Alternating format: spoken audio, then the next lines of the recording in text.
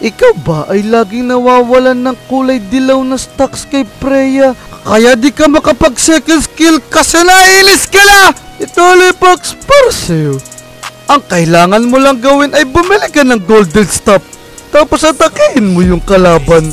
Habang inaatake mo yung kalaban, madadagdagan ng ekstrang 2 stacks ang iyong passive. Ang golden staff kasi ay gumagana sa passive ni Freya. Kaya kung ang problema mo ay lagi nawawalan ka ng passive, try mo na yung golden staff. Bukod sa may only passive ka na, may only second skill ka pa. Tapos sa sobrang bilis ng kanyang second skill, nadadagdagan pa ng golden staff yung kanyang attack speed. Kaya sobra na bilis niya minsan, sobra na bilis niya second skill na yan, saka basic attack na yan. Sobra na talaga yan. Tingnan mo naman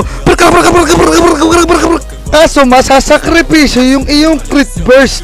Kaya kung naka golden staff ka, pwede mo na ito samahan ng DHS para ma-maximize mo lalo yung passive ng iyong golden staff.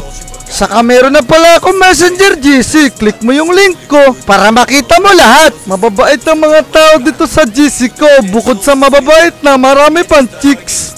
Kaya yan, may natutunan ka na naman kay Coms. Kaya i-follow mo na ako kasi may pasok na naman bukas! Hadouken!